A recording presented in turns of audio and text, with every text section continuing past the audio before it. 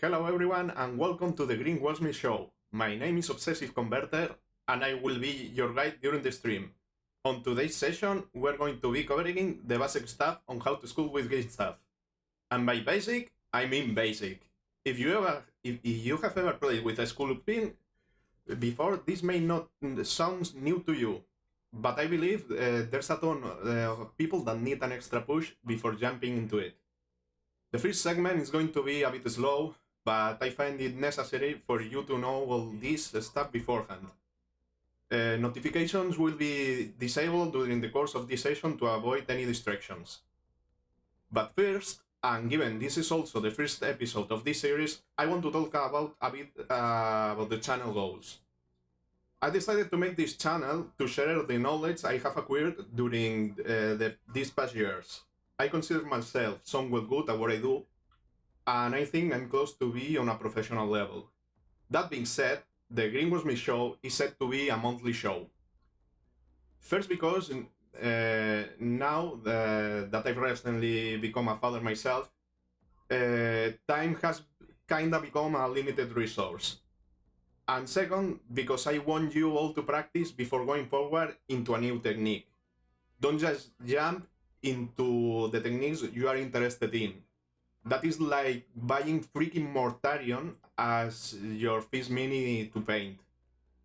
You might get stressed, discouraged, and end up leaving it. And believe me when I say this, rage quitting with Greenstuff, it's called Tuesday. Apart from this, I will be airing my hobby sessions during the week. I will not be able to give you a schedule, but it will mostly be on Tuesdays and Thursdays nights. Also, if I feel too tired after a full day of work, I might end just streaming some Warhammer video games. And last but not least, if you enjoyed this stream, please consider visiting patreon.com/obsessive_converter, where I give private tuition via video calls. Or by just joining in, you will also get access to the Discord server, where you can share your progress, and I will give you sincere feedback on how to improve it on the stream. And finally, you will be able to suggest from time to time what the next conversion is going to be, and if I meet that goal, I will give it away for free to a lucky spectator. That's one of the reasons you will be seeing a stretch goal, no, not this way, a stretch goal here. During this session, I want to be able to retire little Timmy here at some point, to not use the same miniature all the time to teaching you. So please, if you consider donating a bit, it will help the stream. So with no further ado, let's jump into it.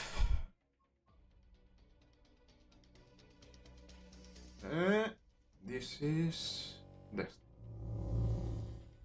I have prepared a little presentation to help with the stream. As I've said before, in this session we're gonna be covering all the Greenstuff basics. We're gonna be over all the kinds of beauties that are in the market, and also the tools I consider must have in order to sculpt with Greenstuff.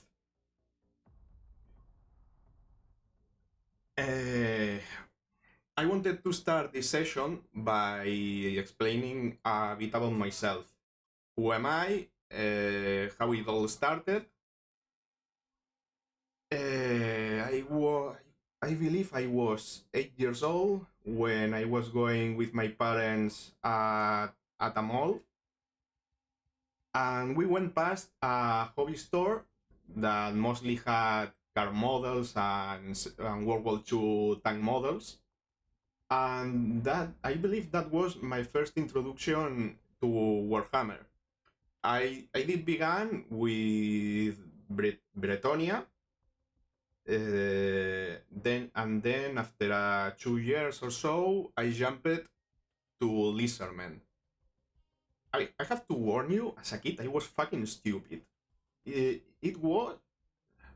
I remember I was trying to prime some miniatures. And do you remember those ones that had a clear plastic rod to simulate like they were hovering in the air? I just primed it over it, looking at the rulebook, and went like, man, why do they do this? That they're not staining these rods. I was scratching it with my fingernails, and it never occurred to me that just build it afterwards or cover it with some tape. No, I was convinced that is the right way to do it. After years, I jumped into the basement, and close to in my teenager days, I wasn't into Warhammer. I was more into looking at other girls and so. And at some point, I believe it was 2016, yes. I was interested back in the hobby. That's when I began sculpting. It was maybe my third attempt at it, because the previous ones were catastrophic. And I'm gonna show you some pictures of my first works. These were very rough, but you can see I was already defending myself. Here you can see some cracks that are not meant to be there. And after that, I attended a seminar of this magician. You may not, or you may know him. His name is Juan Diaz. He was a miniature designer at Games Workshop for more than 20 years, and he was giving seminars all around the country. If I haven't mentioned before, I guess you have already guessed by my accent. I'm from Barcelona, Spain. He's from the Basque Country. I was born there too, but I've moved here when I was a baby. And he did some of the most amazing miniatures for Games Workshop during that time.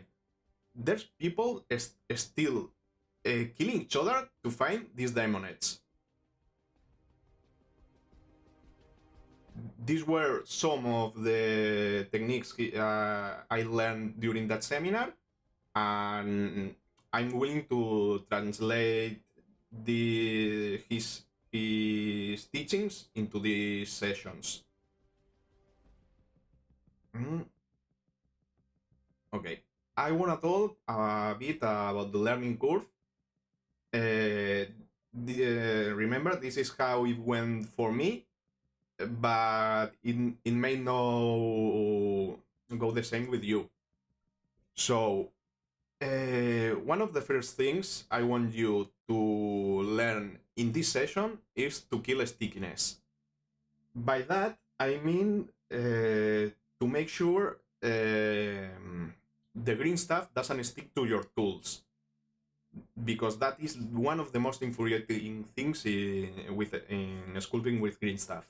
After that, it is important to remove your fingerprints, but most importantly is to keep eye of where you put your fingers. Where are they resting, I mean, because sometimes you may not notice it. You just rotate the miniature and oops, I've put all my finger in the green stuff. That's a huge problem, and it may make you go full angron on this. After that, we're gonna do maybe in 2 to 3 sessions. We're gonna be covering some of the most basic textures. And also in this session, you will learn about curing times, how Greenstuff behaves during all his drying process. Repositioning, it's the art of cutting and moving a miniature to reshape it. The sense of volume is something I call about when to learn when you are putting too much green stuff into a volume or when it does lack of it. And after that, I guess you are free to go, at least at some amateur level. I wish these sessions will unlock what I call your braviness, like it did to me. After the so-called seminars of Juan Diaz, this was stuff I was doing back in 2016 that I'm not sure if I would be able to replicate. I was crazy trying to make those things. And what happened after that to me? I felt stagnation over the years because all you see in these pictures were mostly done in one go, without when working with green stuff is more important to work in layers. Yeah, I think so. Well, maybe the horns of this one were done separate, and obviously the blade and the stick were done in two different sessions because there are two different kinds of green stuff. Putties, to say the least. Yeah. I began getting back on track when I decided to revisit my work during the curing times. Different curing times. Because when you just mix it, all you want is to put it in the mixer to profit from all that stickiness and make sure it won't move. After that, it's better to wait until 30 minutes for it to dry a bit, so the stickiness will disappear kinda a bit, so it won't stick too much to your tools. Choosing putties, there are putties that are better for one purpose or another. For example, there are ones that behave more like rubber. There are ones that behave more like sand. I guess you can make an assumption that the ones that look like sand are easier to sand, and you are right. About the smoothing surfaces, yes, this is a picture I want to show. This was a work on that fella here, Perturabo, that's one of his legs. You can see here two different surfaces. One has been worked out to be super smooth, and the other one was still waiting this process. When sanding, it's important to know this. You have to fill up all the holes, depressions that are on the surface, because if I began sanding this, what I'm going to do is pronounce the hole even more. What you have to do is fill this hole and then sanding it. Of course, let it dry completely 24 hours before attempting to sand it. When to stop. This is very important to don't push things forward. It is important to learn when you have to finish a layer or at least plan your work, say to say. If you are gonna rage quit because you feel like you can't continue because you are angry, leave it. I don't want you to sculpt angry because you're gonna get frustrated. It is better to send everything to shit and see you tomorrow. Let your tomorrow self to deal with this shit. About April this year, I began taking commissions, and it was a good thing for me because there was a lot of stuff I haven't worked on for years. For example, the last time I sculpted fur, it was back in 2016 with Juan Diaz, and by taking commissions, I was able to revisit some techniques, and I'm very happy with it. One of the... It might sound weird, but I began to gain profit from stickiness, so especially in the late curing curve, if I can say that. By that I mean that the stickiness of the green stuff, it is good enough to not need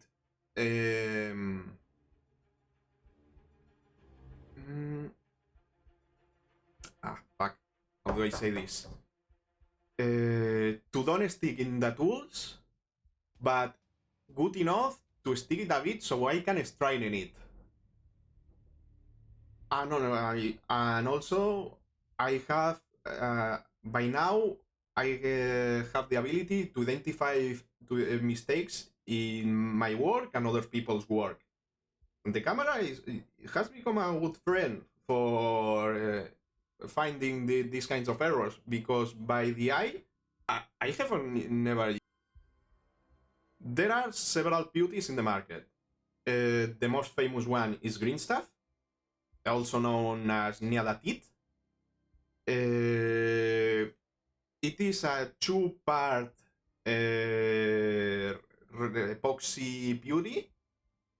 The green one is the base, the blue one is the hardener. The more hardener you add, the less curing time it will take. The less time it will take to cure, sorry.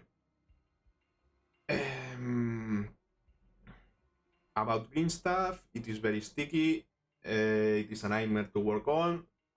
It's the one I work with the most, followed by milliput. Milliput, it's on the same way, it works the same, but as green stuff, it's more rubbery.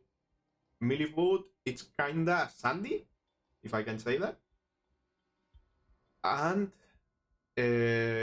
combine it with green stuff,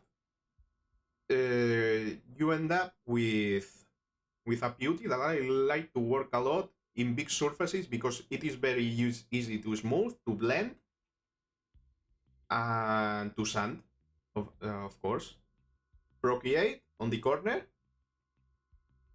it's the same as green stuff, but kinda like if you have left 30 minutes to cure. So if you have something very, you can work in a short period of time, that you can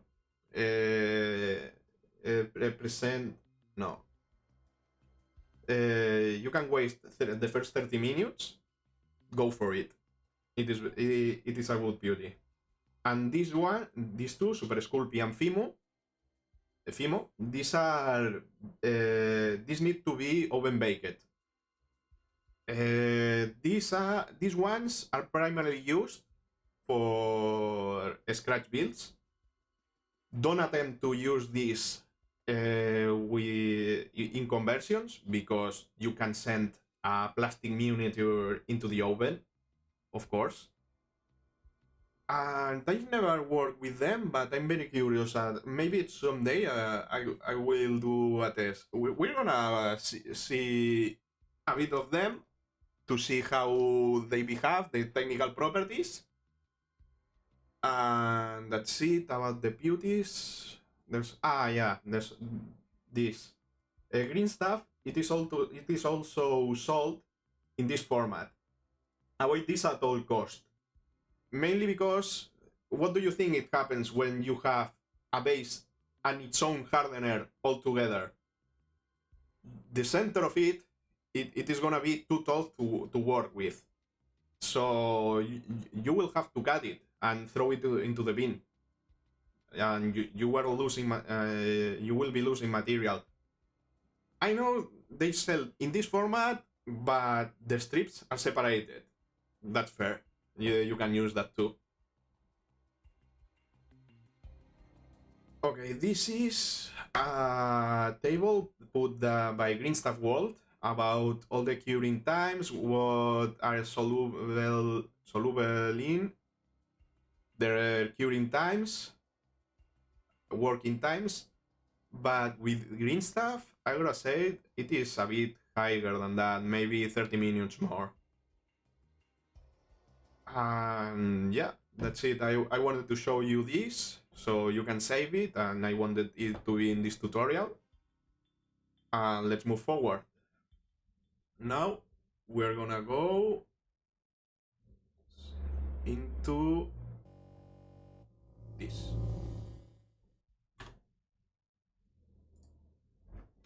Okay.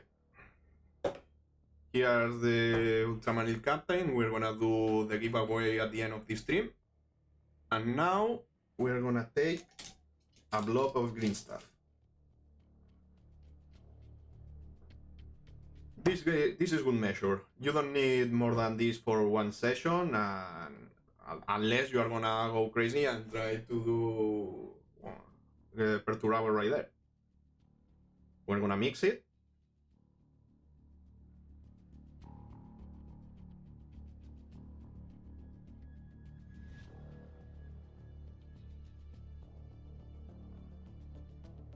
Mix it well. It may take a couple of minutes.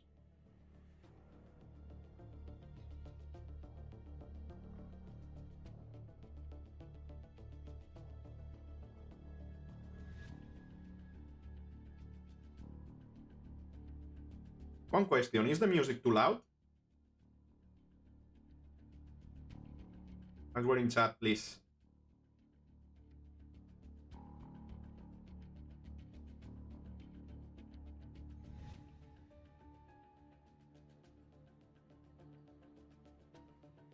Okay, we're gonna take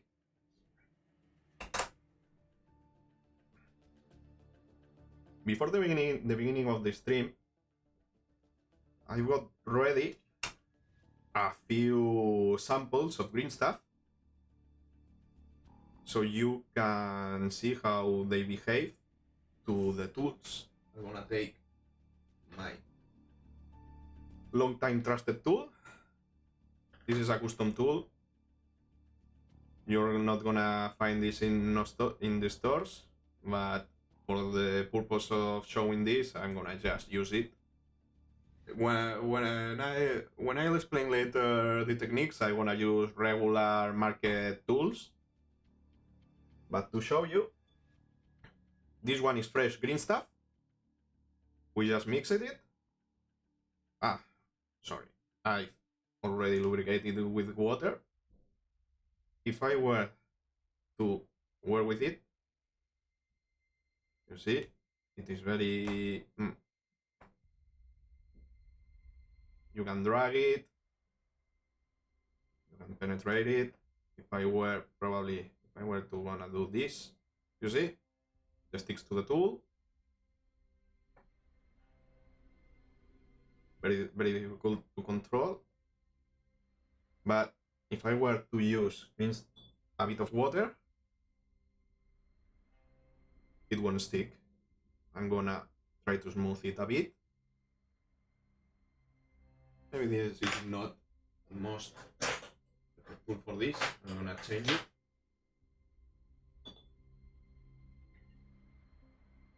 Like this. I'm gonna spread it.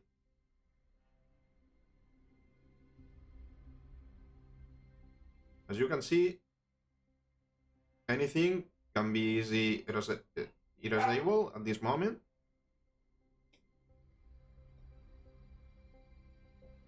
That's it. I think that's a look. Smooth. Let's do, I don't know, maybe smiley face.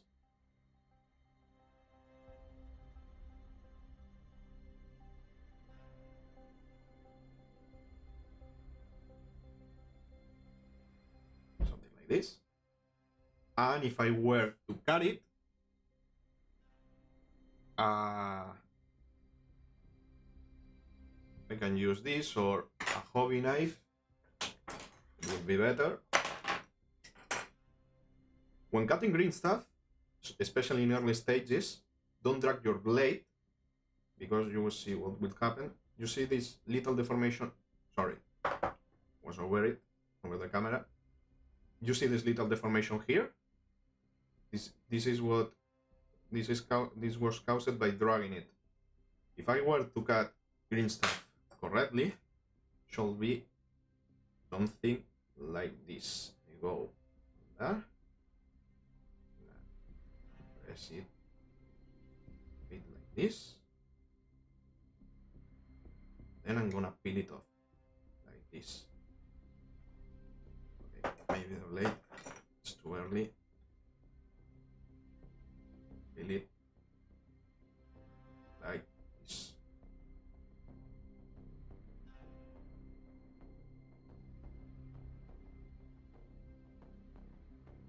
Yeah, that sounds good.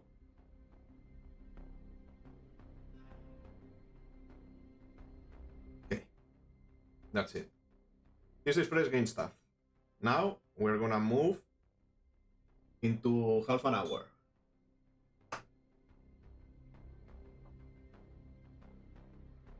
You can see it's more difficult to deform.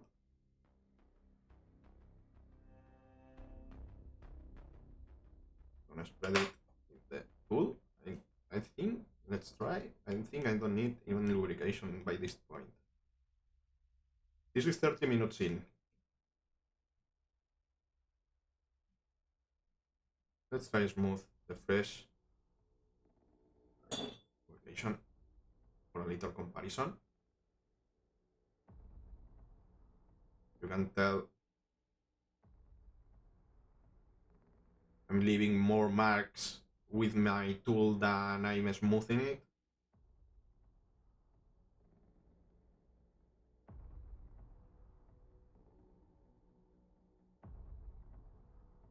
If I'm out of focus, just tell me, because I might not notice it. Yeah, you see this is a bit harder to smooth than this one. This one I'm still able to leave marks. Okay, now let's jump into 1 hour. You see this one is already more difficult to press.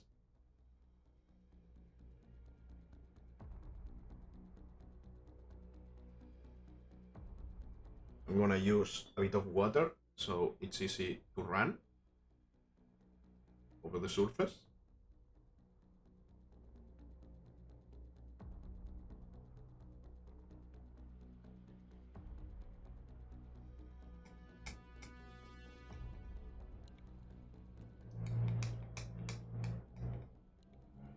Yeah, let's try making, I don't know, school, maybe.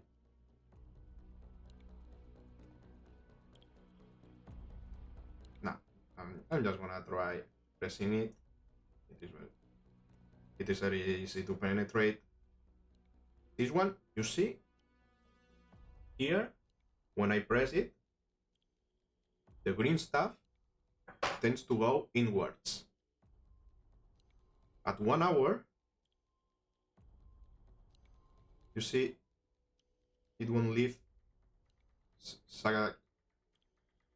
big marks.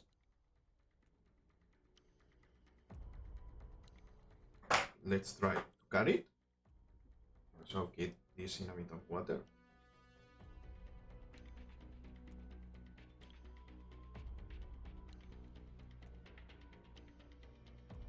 Okay. One thing that happens with the kinda fresh green stuff, 30 minutes or before, is that when you try to cut it, you're gonna press the edge inwards. Sorry? You're gonna press the edge inwards. To fix this, you are just gonna take your tool and you are gonna rise those edges like this to fix it.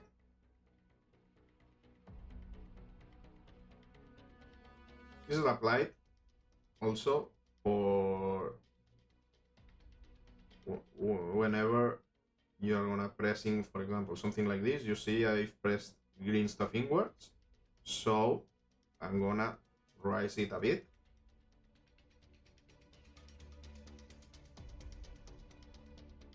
Like this, maybe move it a bit.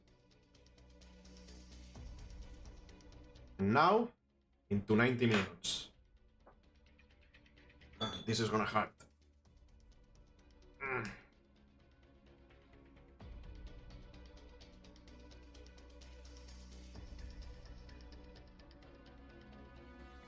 This doesn't want to be moved at all.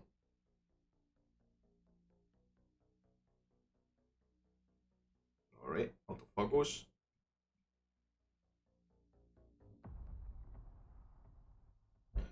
Okay. If I were penetrated,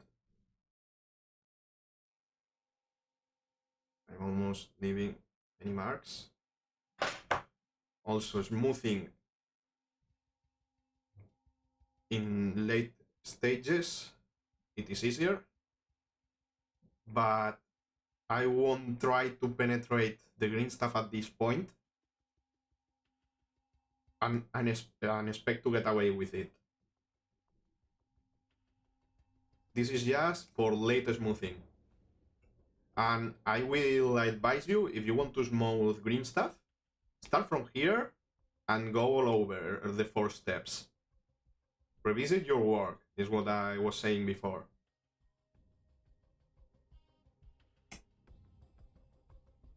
And let's try to cut it. Right, we didn't cut this too. Let's see.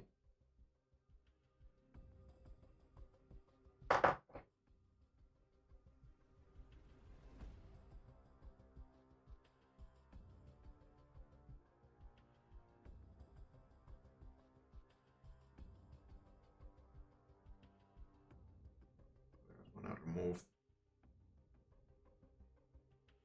this. And we wanna raise the edges a bit, as we said before. And yeah, I think that's it. So we're gonna cut the 90 minutes one, and it's already difficult to cut. Try to disassemble it. Oof, I might use this. I don't want to break my tool. That's it. Good.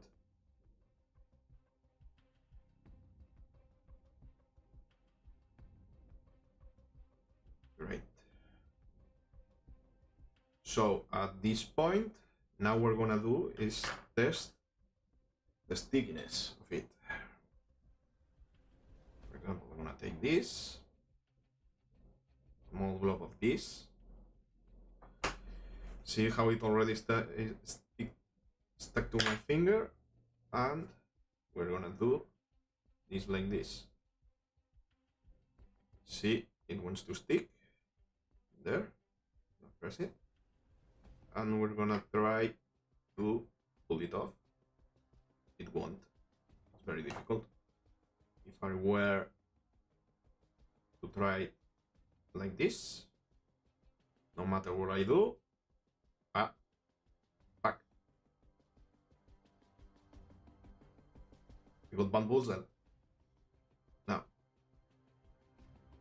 it is very difficult to unstick without breaking it. Okay, into, this was number 3, yes. I'm gonna cut a small blob of this.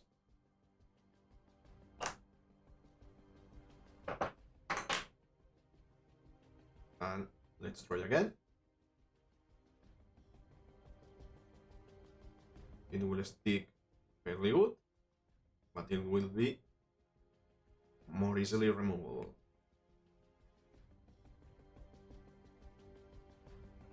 And I'm gonna try the same test we did before.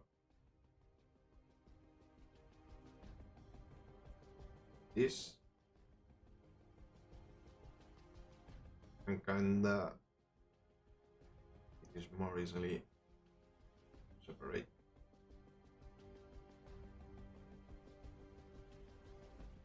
Now onto the 1 hour sample. I'm gonna cut another blob.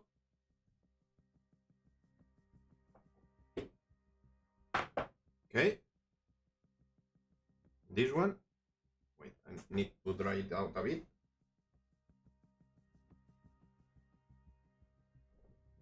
It was too wet to try a test. See? This one kinda sticks, but not so much.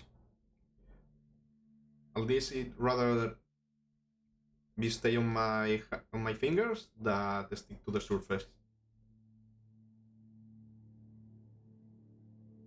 This is perfect for doing clothing and other late curing stuff, because I can straighten it. Well, I would usually do this with fresh green stuff. I would just put a blob in here, straighten it,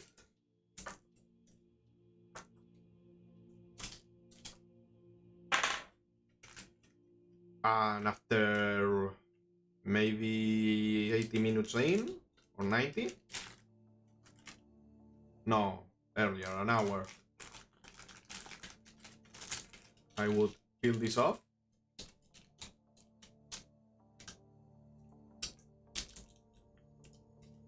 And this is maybe a piece of cloth,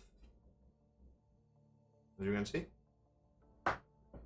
It still has a stickiness to be able to be put into the miniature, but not so much that will stick to my hand or tools. And now let's jump into the 90-minute one. Use a hobby knife.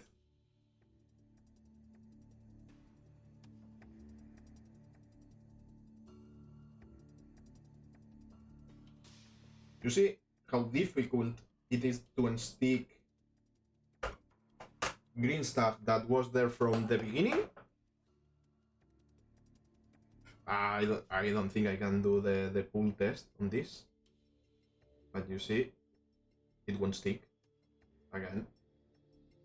And if I were to put it here, well, it has to. But most of the time, it won't stick. This one is just only left for smoothing at the later stages. Final details. Okay, that's it for the green stuff. Now, maybe I will profit from this. No, I don't have to use another blob. This is fresh. Don't worry about this, I will scratch it later. And now, see, I won't, look, look at this. This is perfect. I think I did this on Thursday. Yes. This is a piece of green stuff that it is already cured. It is now elastic, mostly like rubber. This one is sticking to anything unless you use super glue. Okay, I'm gonna use this. I'm gonna save it for later. And now, where's milliput? Here. We're gonna show milliput, and then we're gonna mix it with green stuff.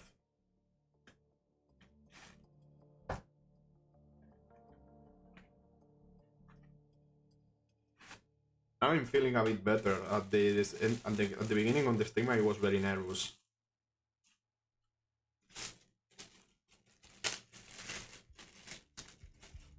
Now that I am in my field, I feel more confident. Streaming is hard, man. I've been getting this channel ready for at least 2 months. Okay.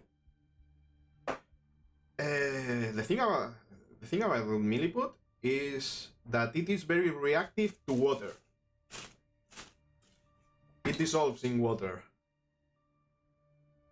Green stuff, it is said, I'm gonna bring the water here. Green stuff, it is said, it is reactive to soluble in alcohol. I've never tried it. I might try it at some point. But I really like the kind of sandy texture of milliput. I will usually a lot in bases for doing rocks, sand, like, you know, desert dunes. It is more cheaper than green stuff, so take that in note. Okay. Ah, I forgot. The hardener, over time, instead of gray, it turns brown. I won't advise to use the brown part, so just cut it. And about preservation of green stuff, one dia told me to store it in the fridge. But since I'm a lazy fuck, I never got the habit of doing it. So if you are new to this and you can, save your green stuff in the fridge. Okay, I think it is now ready. We're gonna compare both of them. You see, this is very easy to pull. It breaks, but it breaks like this. And now we're gonna compare it to green stuff. Wait. See how thick it is? It is not very elastic. It breaks like it is made out of sand. And yeah, if you want a good stone texture, you use this one.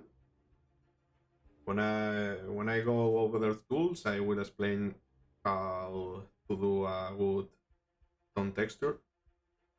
And yeah, now let's mix it. Let me compare the sizes. So I'm sure it is a 50-50 mix.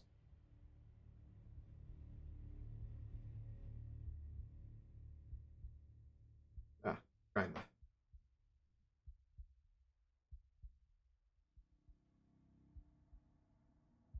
The thing about proportions in green stuff,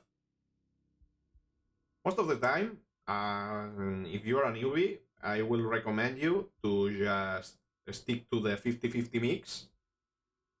But there's stuff that you might want to change it. For example, if you are gonna do armor or rivets or surfaces, you know, you want to be smoother, if I can say that.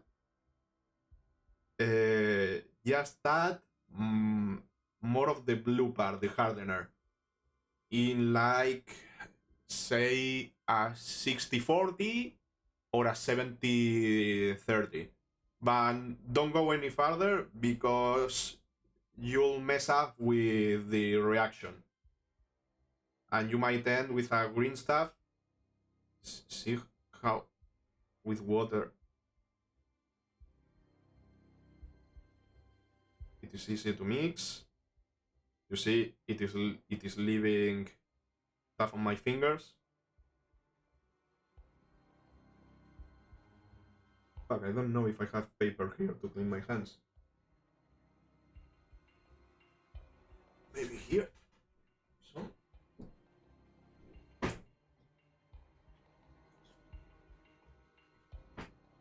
I will solve that later. And yeah, that's pretty much it. This one, now look. You can see that. Okay, now I'm gonna pull the milliput, gain it more elasticity. It is now more elastic, but it breaks in a mixed. You see? It is still kinda sandy. It is between sandy and rubbery. This is what I use for doing big surfaces, but like really big, like Perturabo.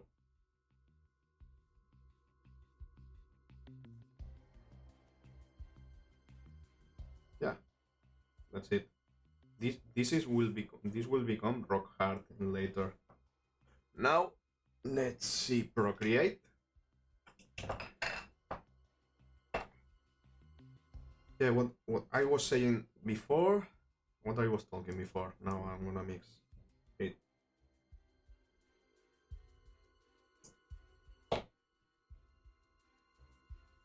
Yeah, I was talking about proportions. Yeah. Yeah, when I was saying with armor or rivets, just add more blue. And if you need green stuff, like for fixing mistakes, or doing hair, or fur, or that kind of stuff, add more of the green part. Same, 60-40 mix or 70-30. That kind of green stuff will be easier to blend with the rest of the green stuff. Okay, this is Procreate. This behaves exactly like green stuff, like it was 30 minutes in.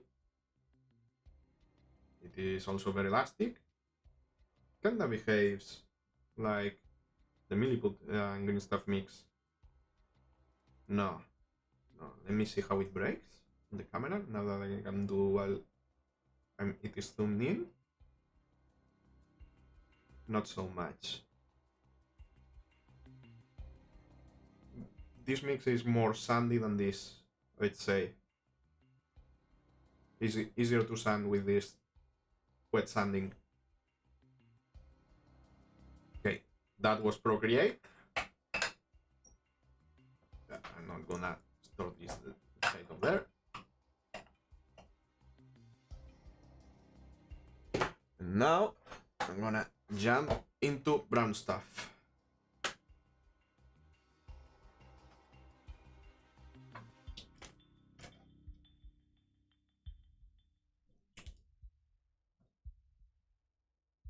I'm gonna cut one globe like this and another one like this. As I said before, you don't need more.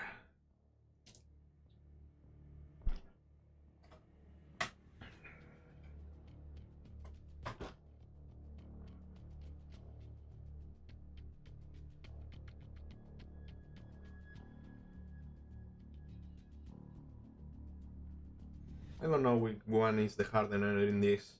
I guess the brown one.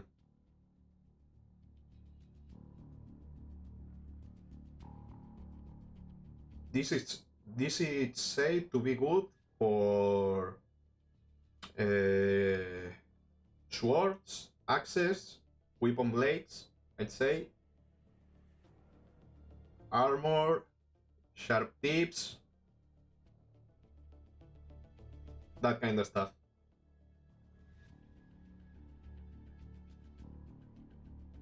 Which surprises me, because in the hands it feels exactly like Greenstuff. Oh no, it is more elastic than that.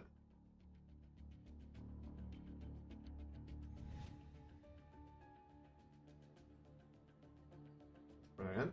Yeah. It is not very sandy. Okay. Now that I have all these units here, I'm just gonna leave it where they don't disturb.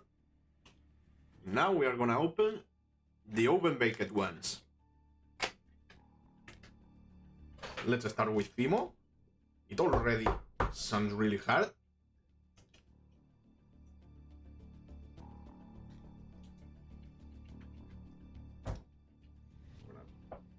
Oh, it was really very easy to cut, like butter.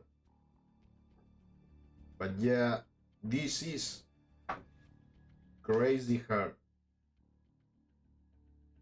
Maybe it is good for... No, I can still... Wait, I'm gonna try this. I want to try how well I can leave my fingerprints on it.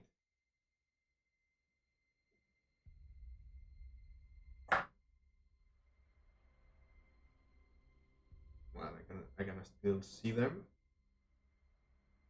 You see them? Yeah. So it is very easy to erase mistakes. Yeah. And it has a shiny look. But I'm not sure if I would work with this color of the Fimo comes in very different colors in all colors of the rainbow, and they have different, how do I say, there are ones more harder than others.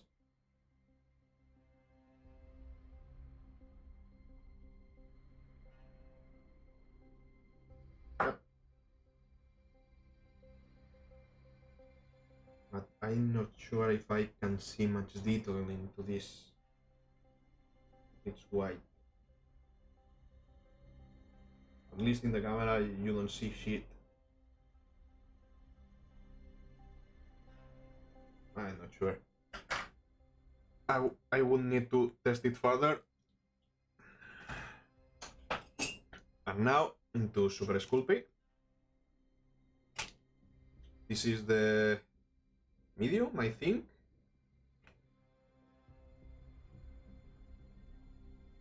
I think so. Medium hard, I think. I've ordered.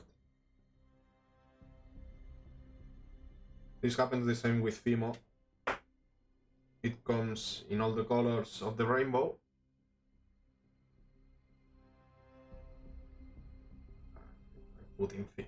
I am putting Fimo into the sculpting. This I like.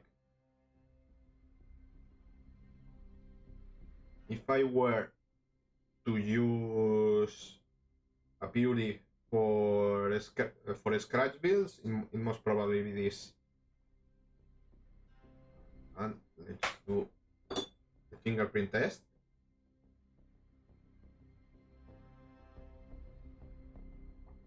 See.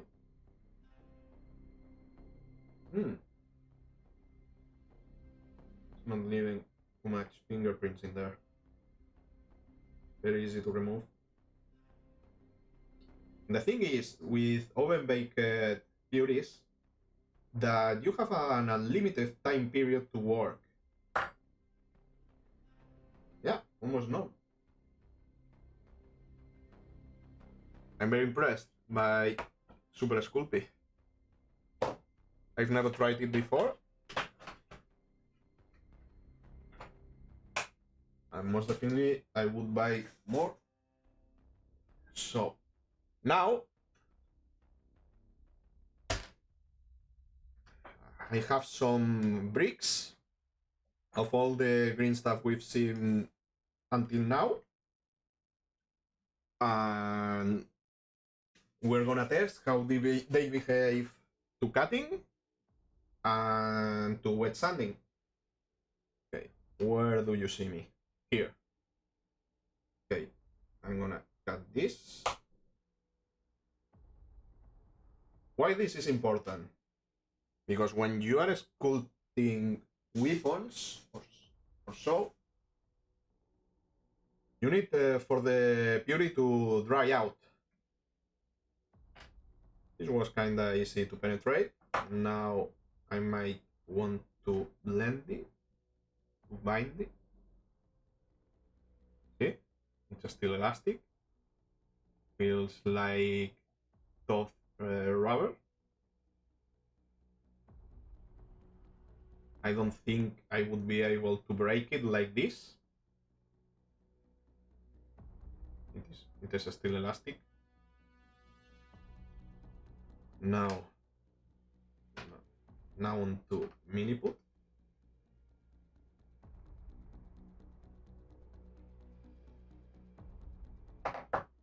It was still easy to break, but it won't bend very easily. Ah, see, it is breaking. So it is more fragile, as you can see.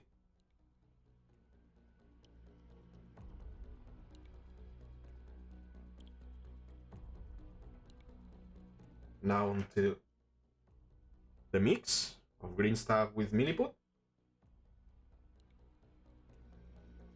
Wow, this is super hard to cut.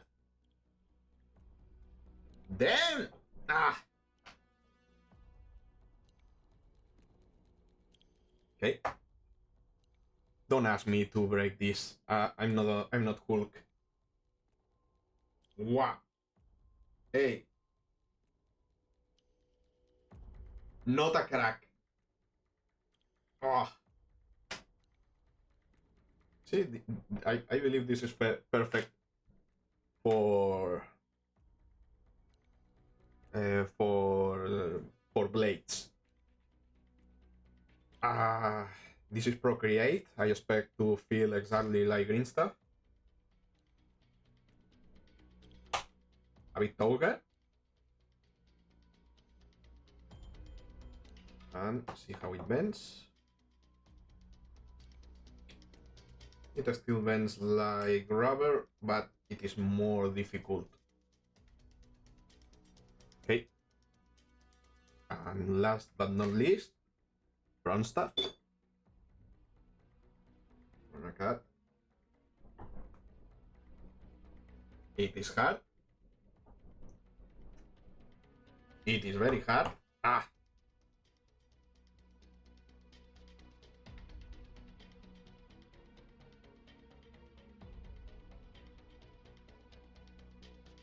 Yeah.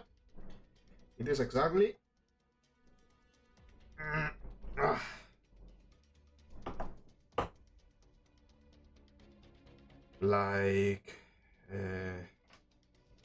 Like the mix, but instead of needing two beauties for making it, it comes in one strip. And wait, Greenstuff space program. And yeah, I won't bend it this easily. I feel it is breaking. No. No. No, no. This is very tough. Okay, now let's try how to sand them. Where are they? Yes, it's between all the mess of tools I have to show you later. Maybe, maybe not. Where did I put them?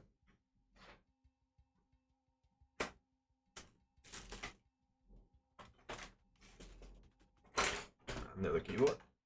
No.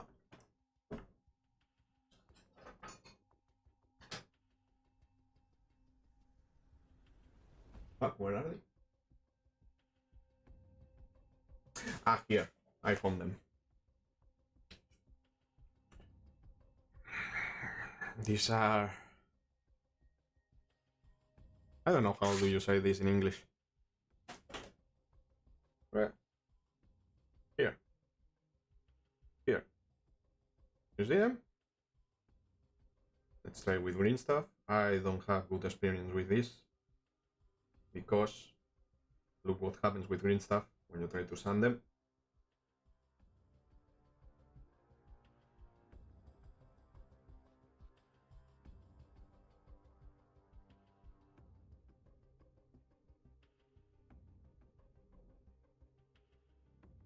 You see this?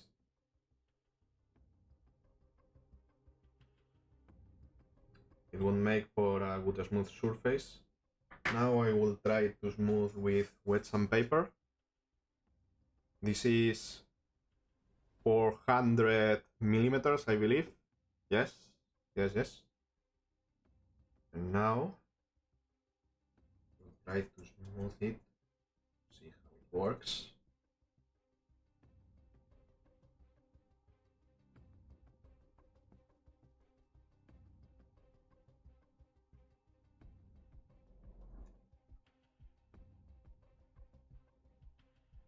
Well, it didn't went too bad, but do you see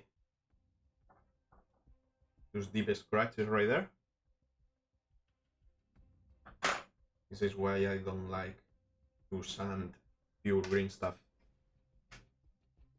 The thing about milliput, it is easier to sand, but it has a problem that you may subtract chunks of material out of it. I was mistaken.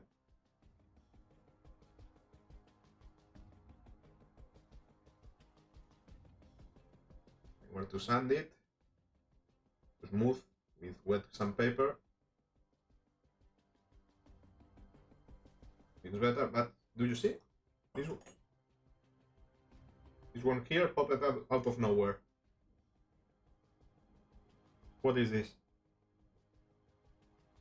So that's why my favorite one to sand is this mix.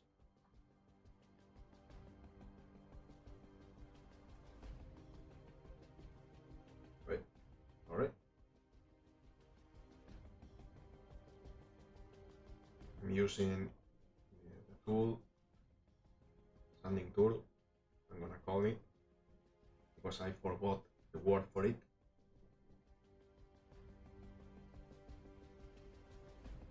That's it. See? It maintained most of its shape, because it's more harder than the other ones. And now I'm gonna use wet sandpaper.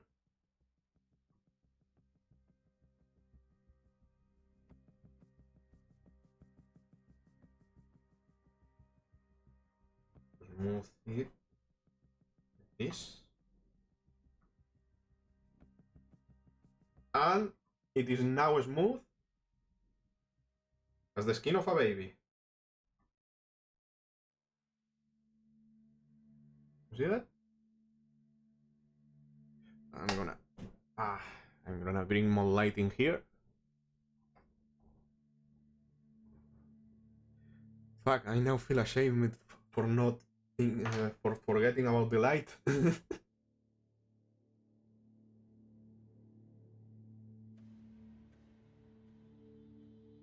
And to finish this test, we're gonna try.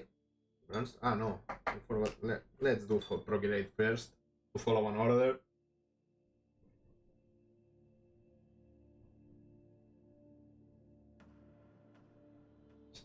There's still milliput in the sanding tool.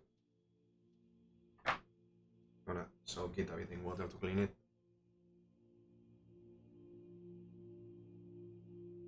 Well, most definitely better than Greenstuff for sanding. Gonna continue up a bit.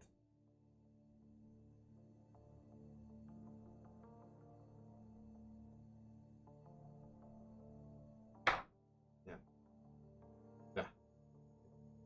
And sand it.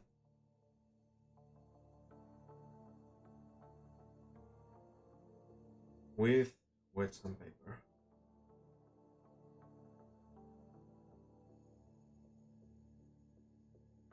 How does it feel? Well, it is better than Greenstuff, better than milliput, let's say, but not as good as the mix. And now into brown stuff.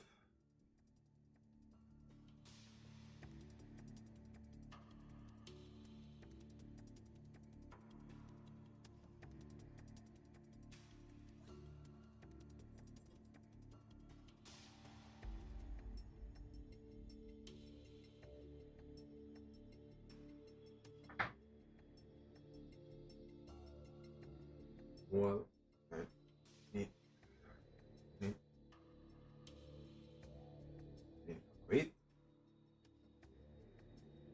Okay. I'm gonna say this is like sanding wood. It feels like wood. Maybe because it's brown.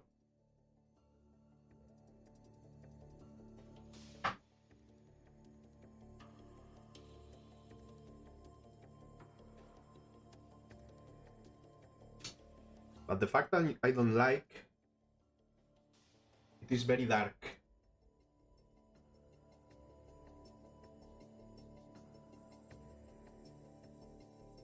Yeah.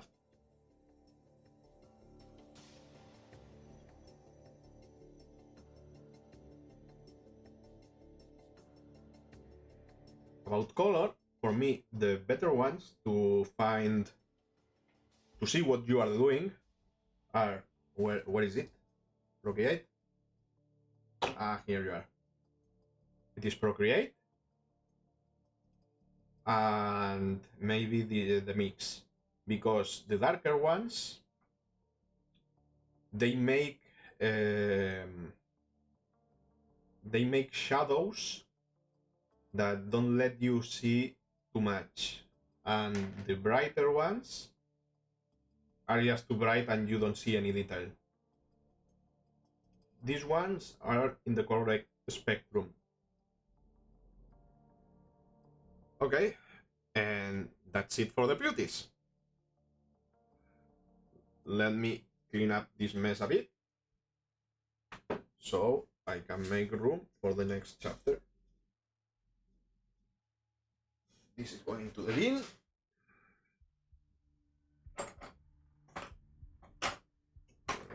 To here.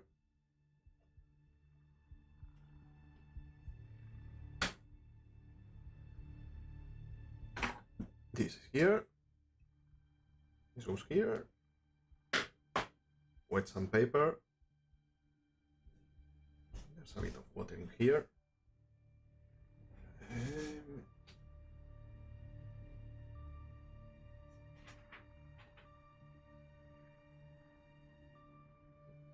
Don't have it.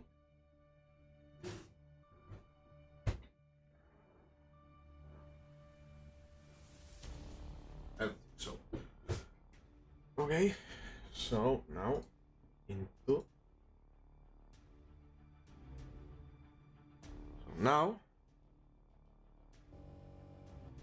the next step.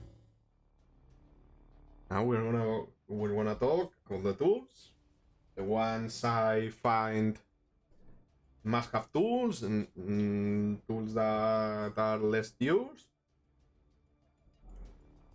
And yeah, a wide range of that. Back to our screen.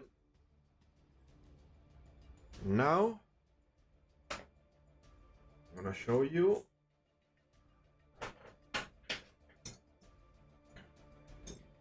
these are the sculpting tools I've used the most.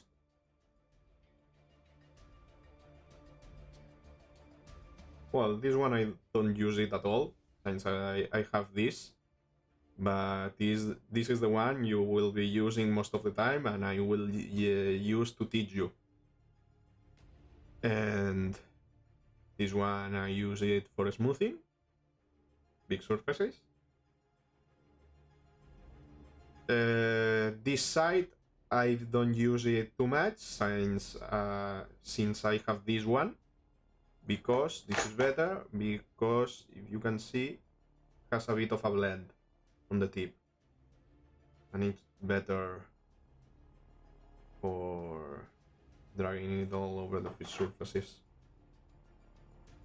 The other strengths of this, I just use it for deep stuff into bases like white glue or move the sand around. Let me take a bit of water. I've been talking now for 1 hour or so.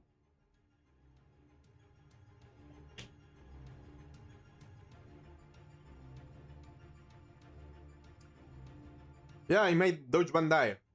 Sorry, I didn't see it before.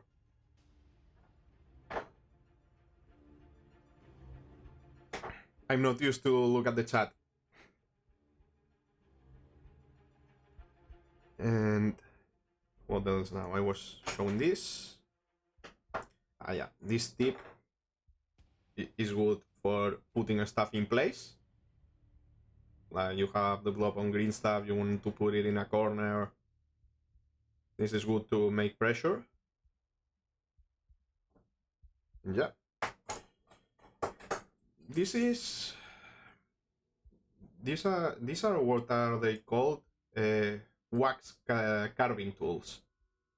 They usually come in big sets and stuff like that, but you only need like 3 or 4 of them and you're good to go.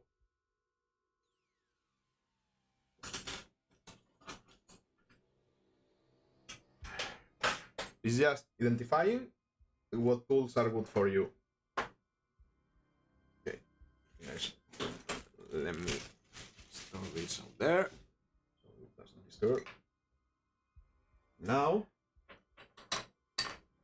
we're going to show some varnishers. You see this? This one too. I'm gonna take it. You see the round tips? These are good. We're gonna be using this for the last technique I'm gonna show, chainmail. This is a set from Greenstuff World. And they come in all the sizes, but I believe I've only used maybe 3 of them. These are good for like open cavities. You know, like I want to make eyeballs or a mouth. I would use a round object like this to go into it. What else I have here?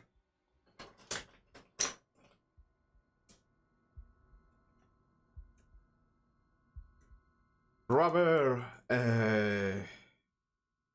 brushes are these.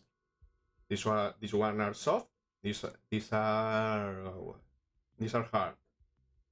As you can guess, these ones are for the early stages of the green stuff, and these ones for the latter ones.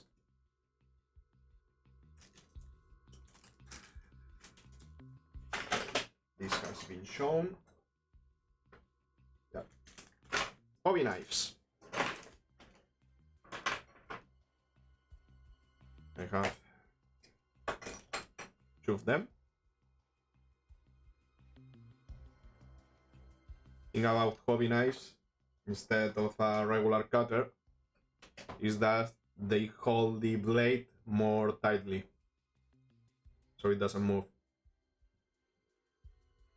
If a surgeon were to intervene me, I would rather him use one of these than a cutter. And some spare blades. Buy this in bulk. You're gonna need them. Whenever your tip breaks or you feel like it is not sharp enough, just change it and that's it. And be careful because they tend to rust a bit if you leave it in water. So don't leave your blade too much for weeks into the cutter, let's say. Yes. What else? Yeah, where is it? This is a different kind of blade. This, I would use it for sharpening blades. A blade for sharpening blades. And yeah, because it has this profile that helps with it. What else? Some clippers. I'm not gonna go so deep into that. A manual drill. This is very important when you need to reposition miniatures.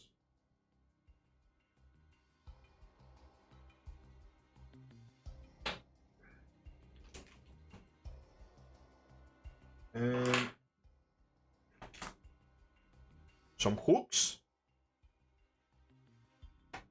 What signs I have already. What is it?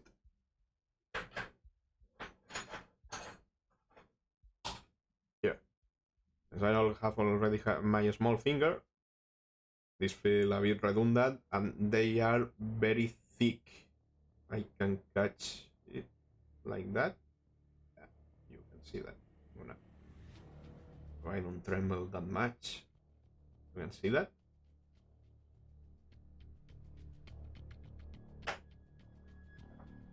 You happen to buy one of these, I advise you of bending one of these a bit so it goes more forward like my fingering.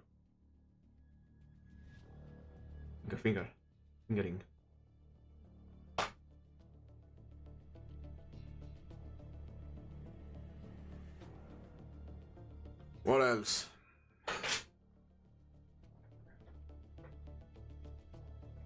Super glue. I like to use this. I'm gonna show you right here now. I like to use this one because it's like hell, so it doesn't run through all the miniature. The stick in the place I told it to. Where to stick like this. Be careful with super glue so it doesn't leave frost marks that can damage the miniature. So let's continue. A needle for small details. An even more small needle. I haven't become a junkie yet, Why is it bent? Because if I hold it like this, if it was completely straight, I won't see well what I'm doing. By giving it this shape, it gives me a better visual of what I'm doing.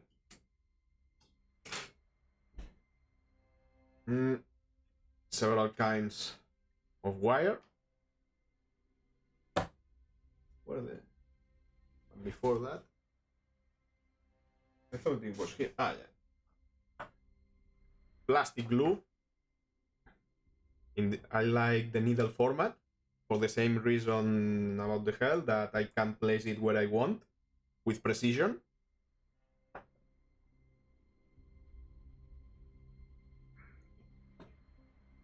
It tends to be blocked by dried glue. That's one of the reasons I have this kind of wire, because it fits right into it. So I can push. I can tell there's already glue in here. I can push it to the end to clean it. Then I would go back, and it should be working. Yeah. Okay.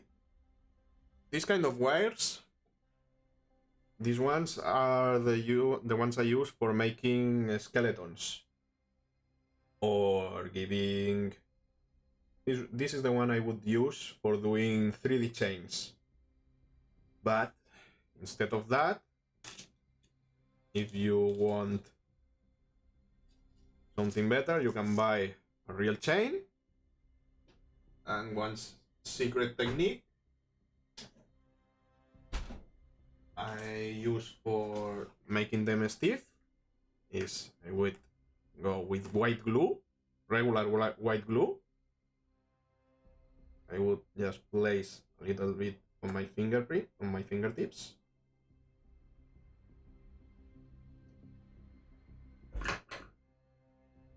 I would take the chain, dip it on it, making sure I fill all the holes with white glue. And now I would stick it to a miniature, and it will maintain its shape. So I have saved several hours of sculpting a chain with Greenstuff.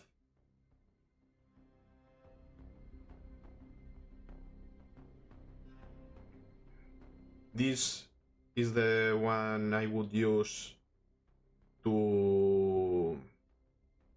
How do you say it? When you put two pieces together with a hot pen, I say.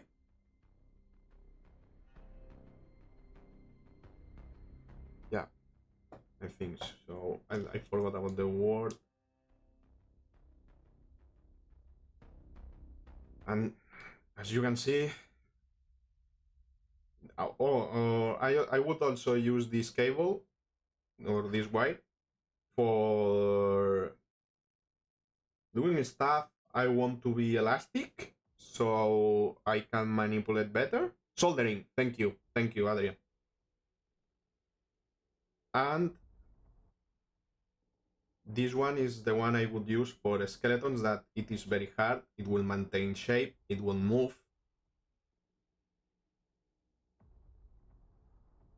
And that's it about wires. What else? This is a set of scratchers. Remember when I was talking about milliput and how it is good for making bases and stones? These are the ones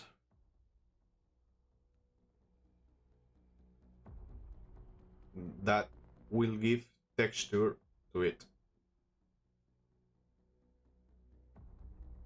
This is not a must-have, I'd say,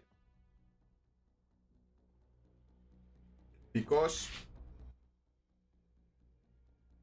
I didn't take it. I think it's still in the drawer. Maybe I took it, but I can't find it.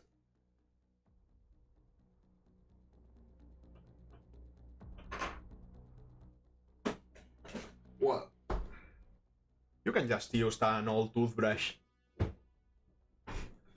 and it will give you kind of the same feeling. It must be somewhere, but since the video started, this has become a mess. Such big. What else do I have? Ah, yeah.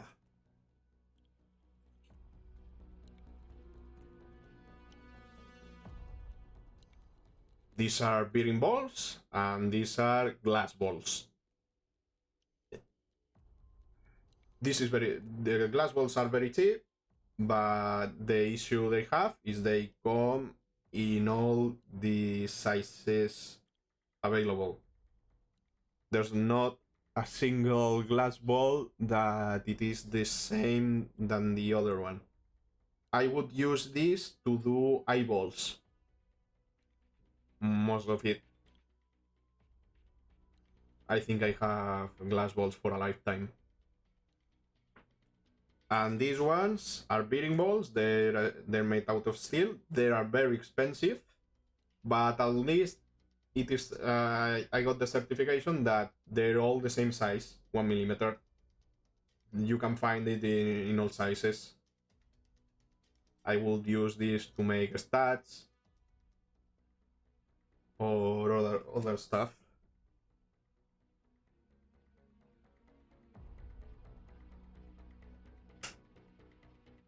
What else? This. I remember now. This is a set from Greenstuff World. Yeah, I'm gonna mix some green stuff for showing it.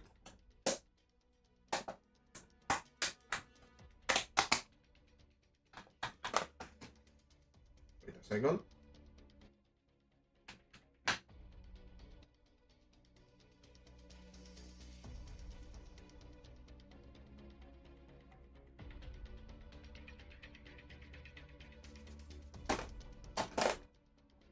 Great. I'm gonna mix. I have white glue. Be careful to have that. This is important when you're sculpting with green stuff. Be sure you have your hands clean, because you don't want any shit on your green stuff. I have to deal every day with dog's hair. I don't remember how many times I have to pull hair from or fabric from your t-shirt.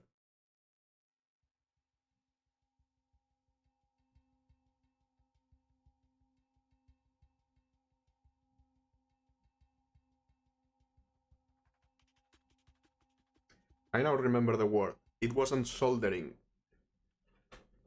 This is for welding. Remember my English.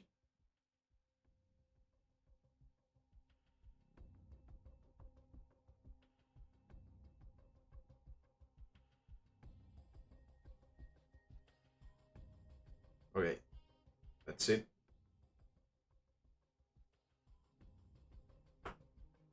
Now,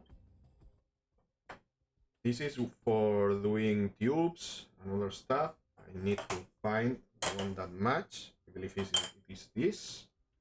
And I'm just gonna roll it like this. And now, I do have a tube. People use this for tentacles. I won't use it because it feels more like a cable. That's why I told you before I was using wire, so they can maintain shape. Yeah, I've seen enough hentai to know where this is going, biker.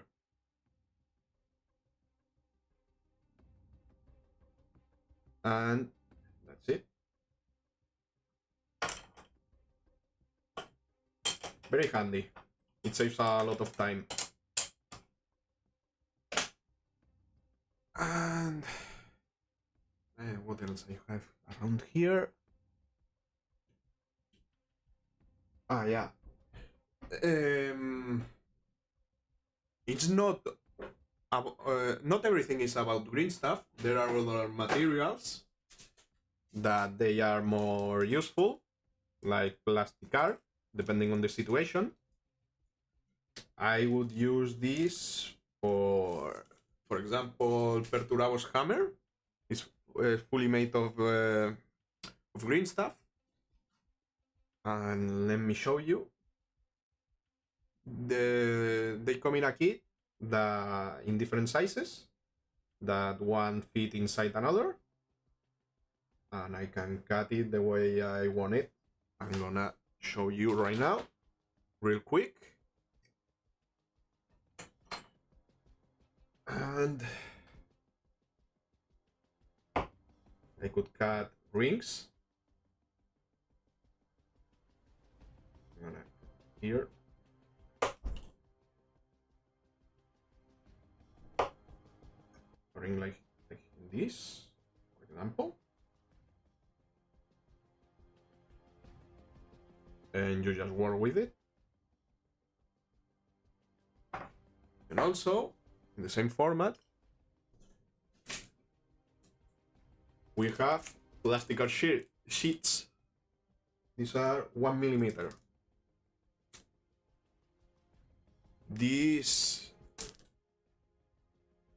I've used this with Perturabo shoulder pads, for example, because they were such a big surface that it was worth it to use plastic for it.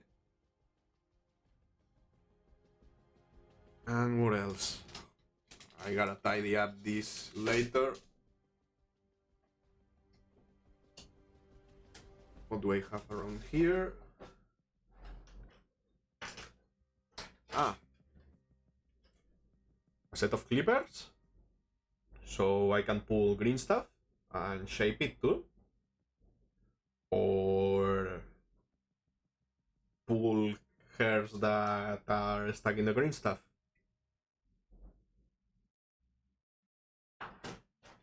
And let me see. The wet sandpaper, sorry, it went through a beating. It's not its fault. And the last one, this is the high end, a rotary Dremel. This is what I use for cutting big pieces.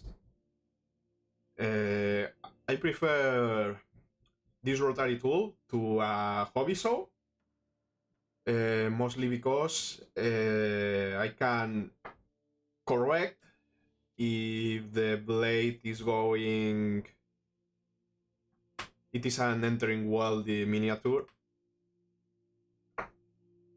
Instead, with a manual hobby saw, once it makes its way, it's gonna you're not going to be able to correct that easily. And also this one for sanding, for example, it used it when shaping the plastic art. I remember now. Yep. For example, the hammers. Let me show you this real quick. I'm gonna take it and glue. I was expecting that. Do you see Perturabo's hammer? That shape was done with plastic art, and I used the rotary gun. I was expecting it because it was holding just from, I'm gonna say you, from here with super glue, and maybe somewhere right there. now that it has break off, I'm really happy it did in my hand, because if it went to the floor, I would be dead. But at least I can pin it now with some wire into the miniature. Well, into the base.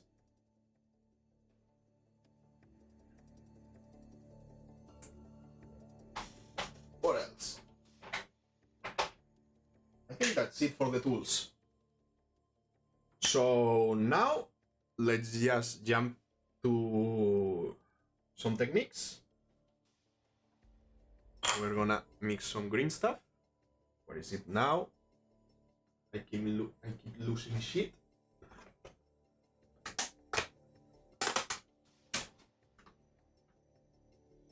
I store them in this container so air won't go through.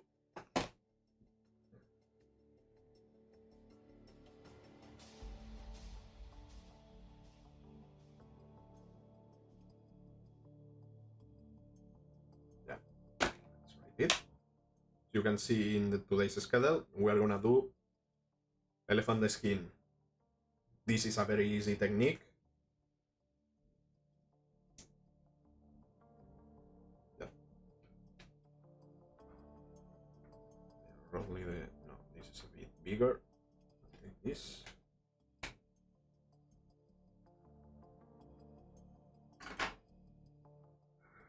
This is a technique for beginners that never touch green stuff.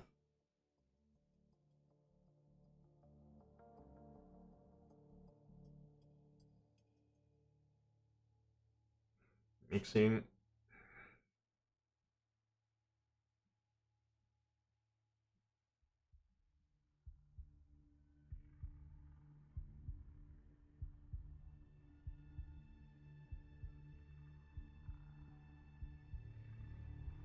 Okay, this is ready.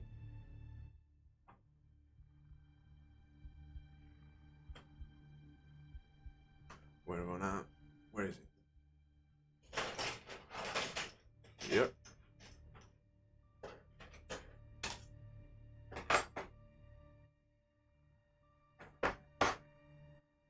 Yeah, that seems like it.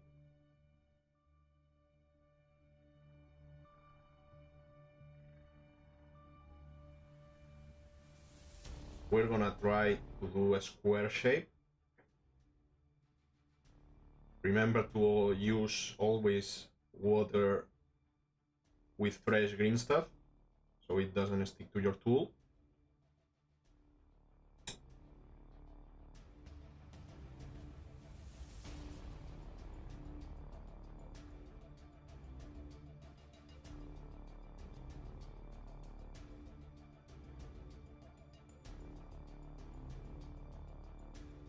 Okay, that would be it. Now, if I find the hobby knife out of all of this mess, I think it was right there.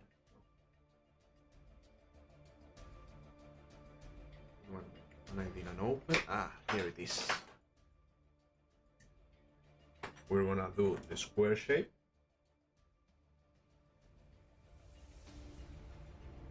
So, like this. Press it.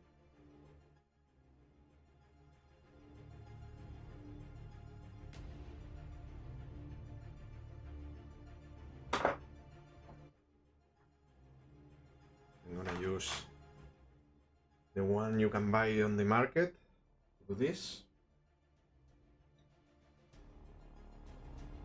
Split it off. Sorry for the hand in the middle.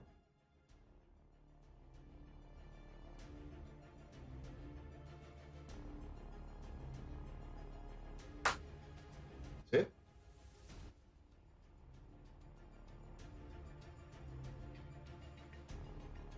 That's it. I think this is correct. Now, on to the next one.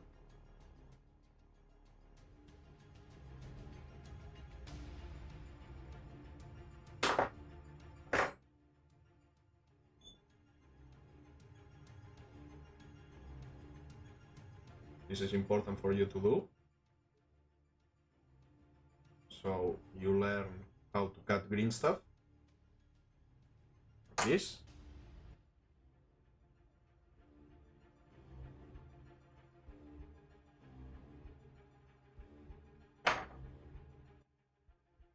We're just making a sample of green stuff. Surface where to work with.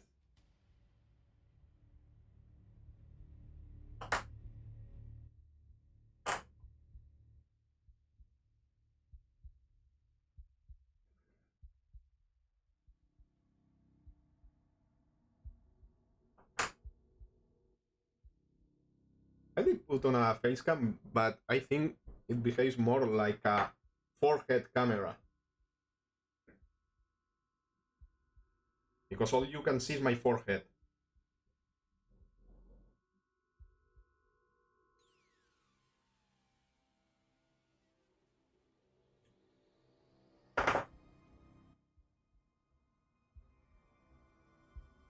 Oh, I did a mistake there.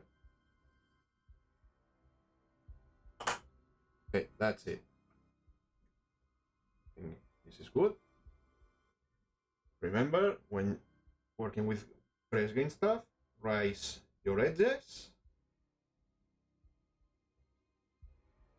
Like this.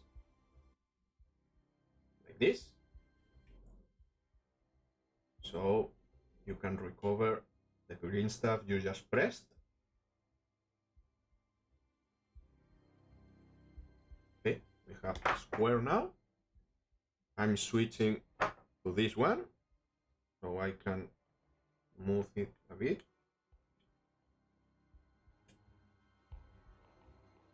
More. Okay, now we are ready.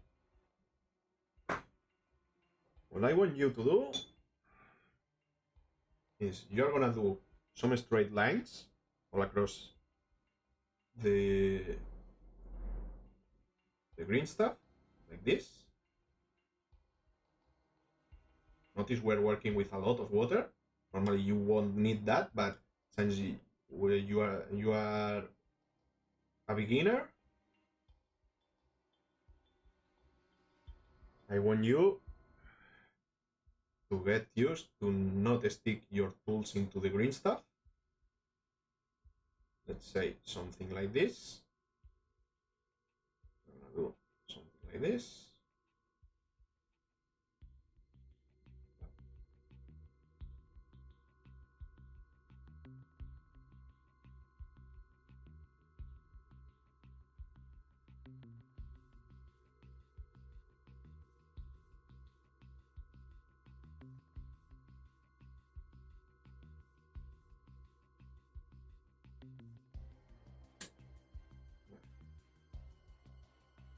This is a good example. Now, I want you to look at your hand and see how you have cracks that go in every direction, much like elephant skin. That's why this is called like that, and we're gonna try to replicate that. I'm just gonna go like this into here. Maybe one like this. And now, this is why this now feels too white. So now I'm gonna use a needle.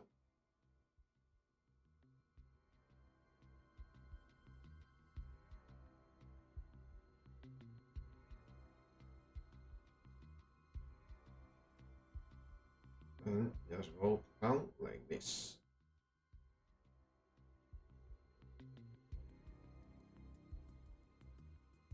I'm very tempted to use the small needle.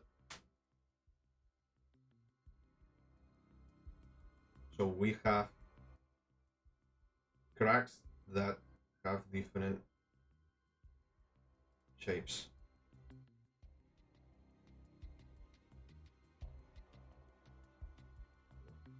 Just like that. Remember, this is a very basic tutorial. It's not much, but the purpose, it is not what I'm sculpting. It's for you to feel more confident with Greenstuff. Remember Karate Kid?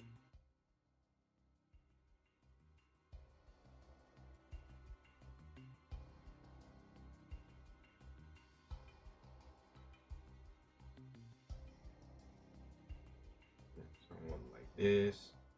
Just be random.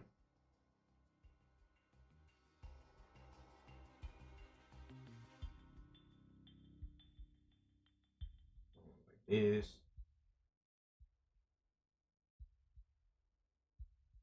Another one like this. And I could stay like this all day. I think it's pretty much it. Does it feel like a skin?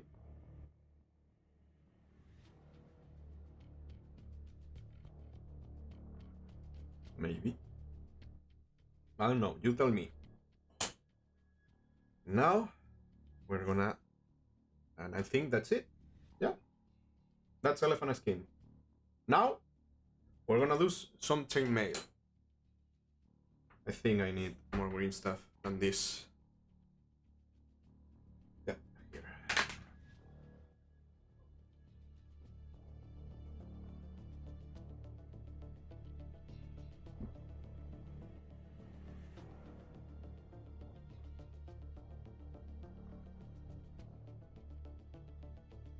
I went a bit crazy with that.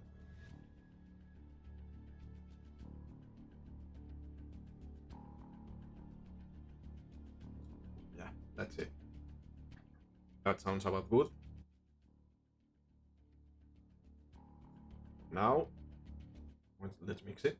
Yep.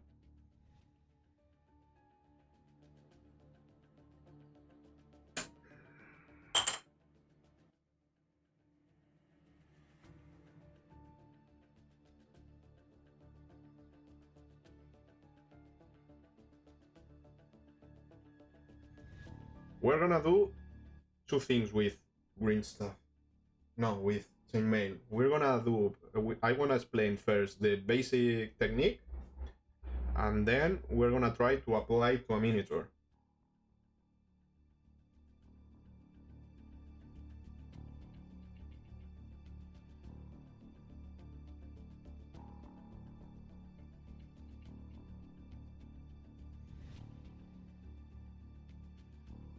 Okay, that's not right. Press it. Spread it with this tool.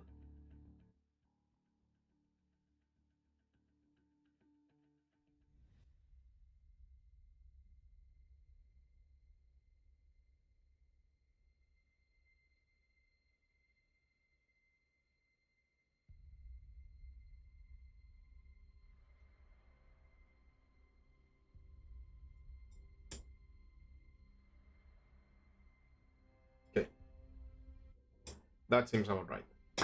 I'm not gonna spend more time smoothing or doing a square because it will work anyways.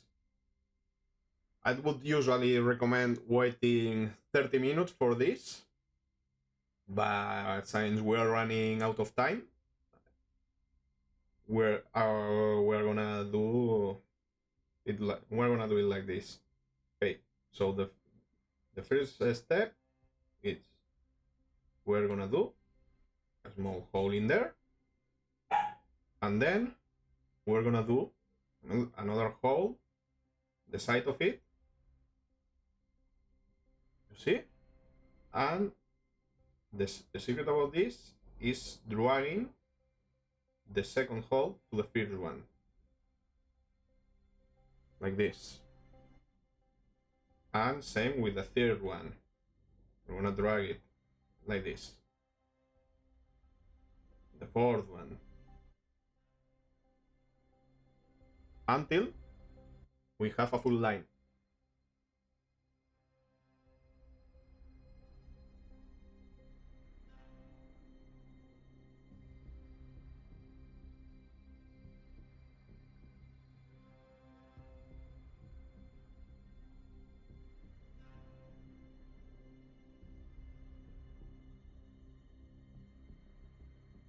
like this. After that, we're gonna switch directions. Now we're gonna start from here, on the same height, the last one. Now we're gonna press the second one, but instead of pushing it like to that direction, we're gonna go right. And we're gonna do is to try to match the curve of the first line to the second one, to the second line, like that.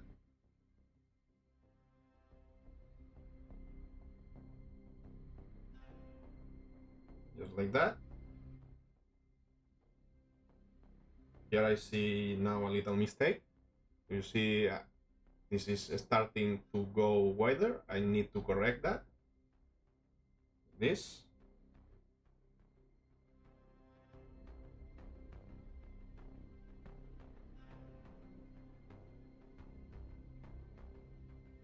Somewhat like that.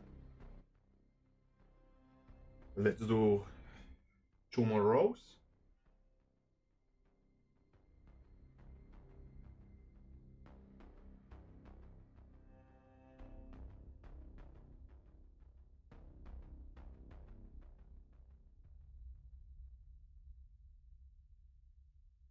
Like that.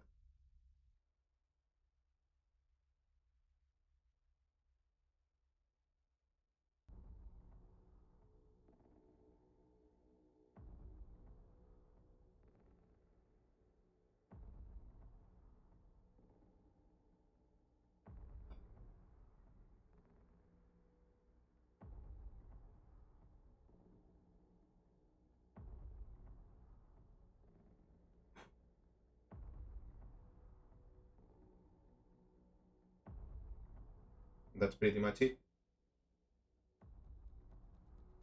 There's no secret to it.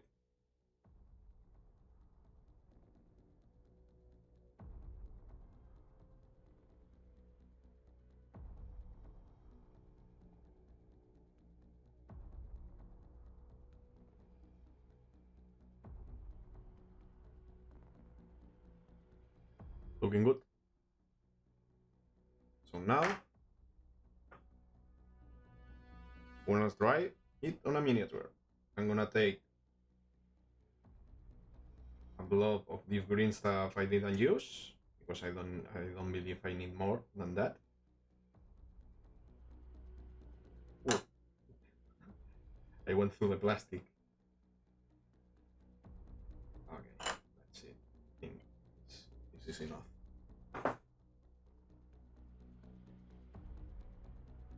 So I attach a little strip of green stuff to make a resting surface for the new green stuff.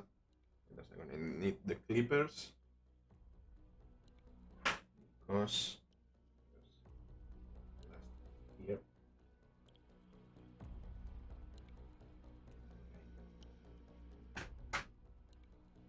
Because you can't sculpt out of thin air, so you need a resting surface, and the more stable it is, the better. You see, I've attached it to two surfaces, the arm and the belt, so it will give me more stability.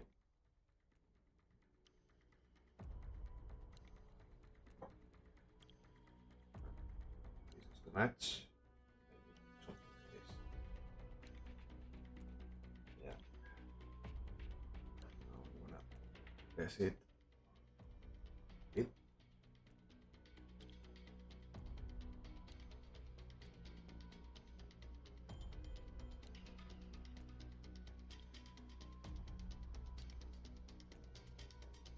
Maybe more.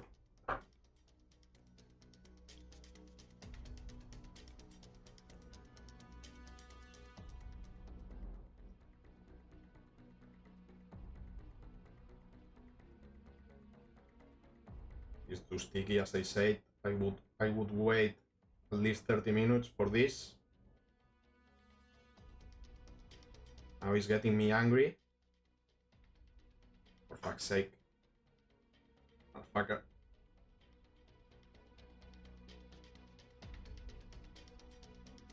Okay.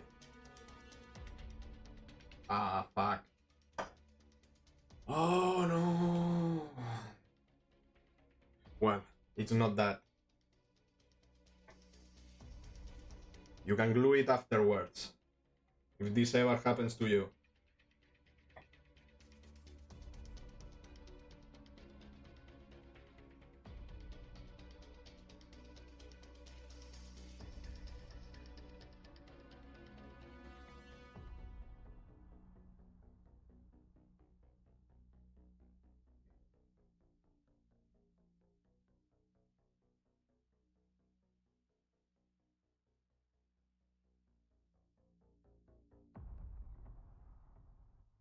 Okay, maybe like this. I'm gonna glue it now to see if I can put it in place.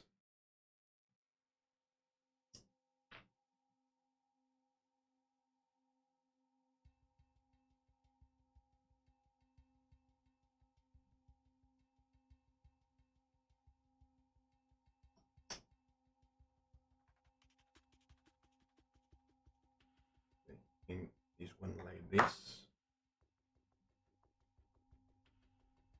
Yeah.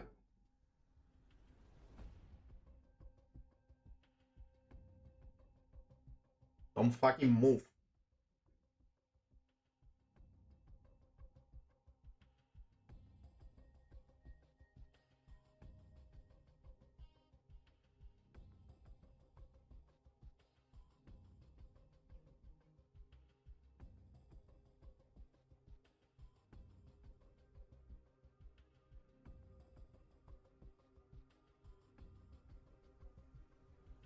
Okay, seems about right.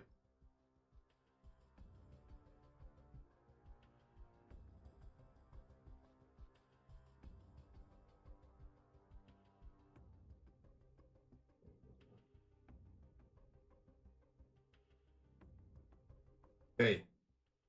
Now that I feel I have a surface to work with, let me smooth it a bit more. This one.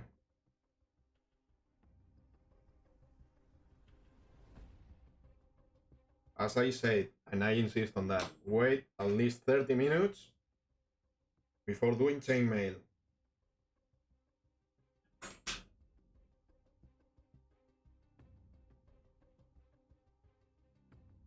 Now, we're gonna take a small one. I'm gonna dip it in water. Oh, there's too much water in here. Okay. Now, instead of going from left to right, since it is a hanging surface, we're gonna go up and down. Like this.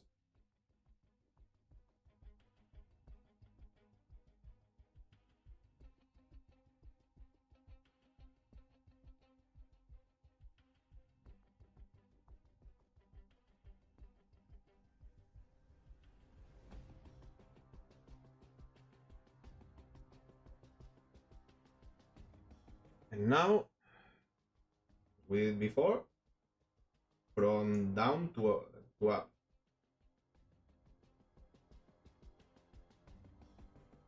We want to press it against the previous hole. Just like this. Next row. From up, down. Now we are pushing upwards.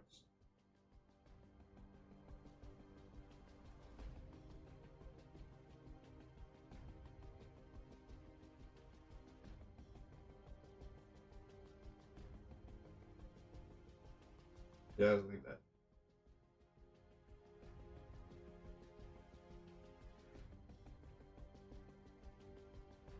And down.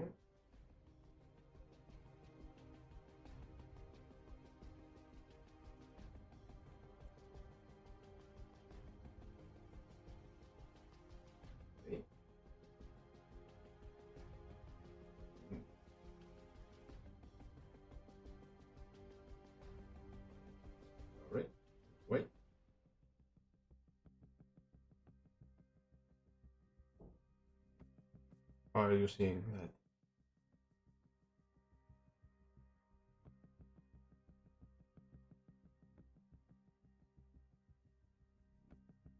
Okay, how does it look? Maybe a little more light. Right there. Something like this. I'd say I'm making the space between lines too thick. Since it's too fresh, that's all we can do. Okay, now there was one. Now what is? Row. There.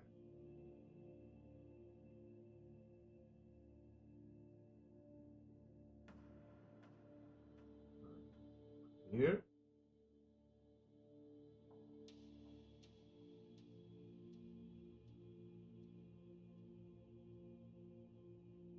Like this. That's pretty much it. We have a decent chainmail.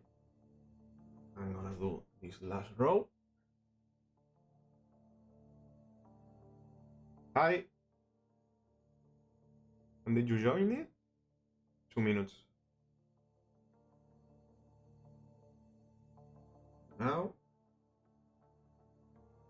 yeah. Let me see. If I was going map, this needs to go from down. Testing it. This.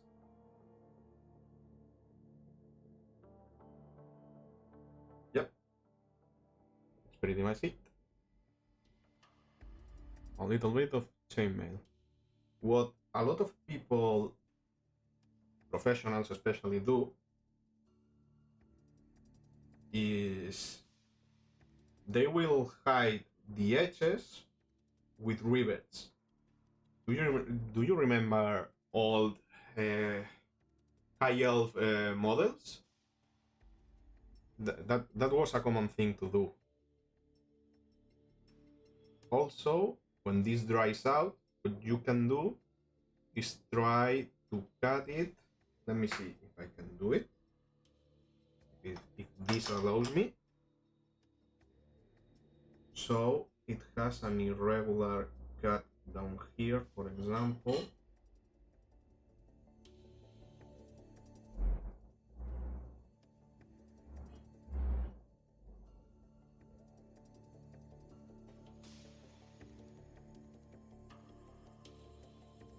So it is an end,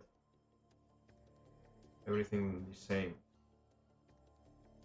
Is to press. This is a thing to do in later stages.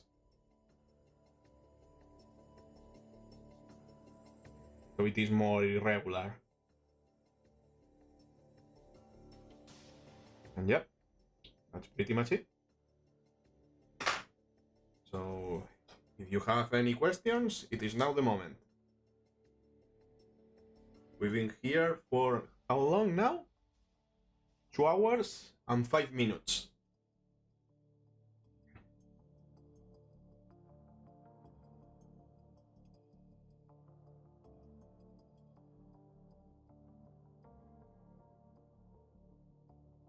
Oh, hi Galen. I want Greenstuff to help with my black dragons. Cool.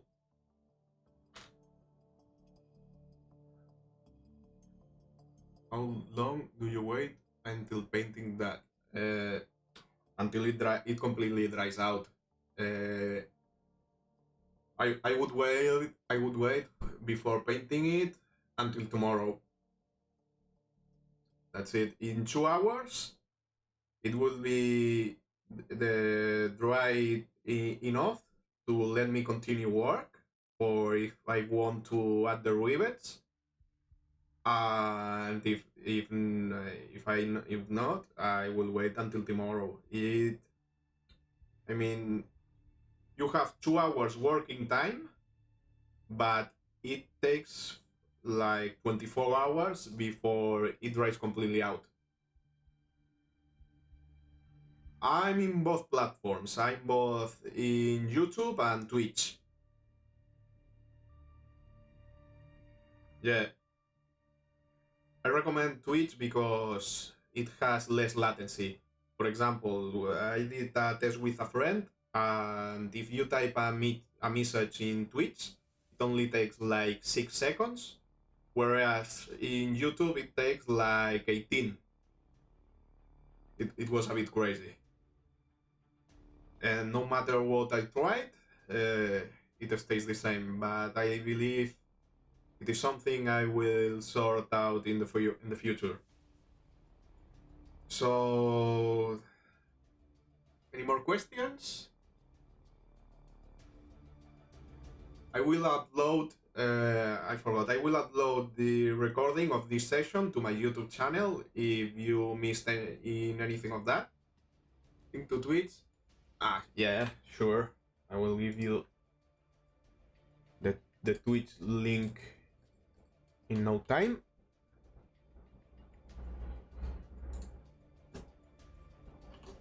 Here it is. I use a tool called Restream that let me stream in both platforms at the same time. Until any of the platforms offers me $1 million. In that case, I will sell my soul.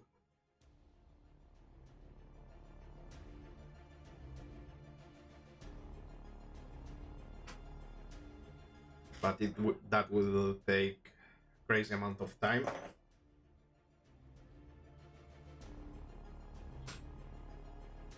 So yeah, I forgot the giveaway.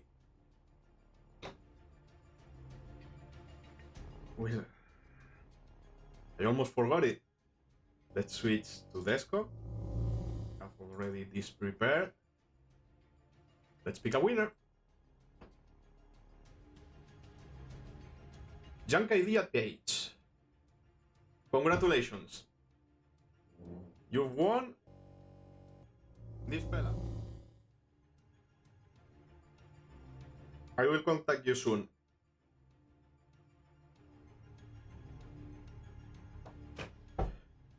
And I believe that's it. We're gonna wrap it up.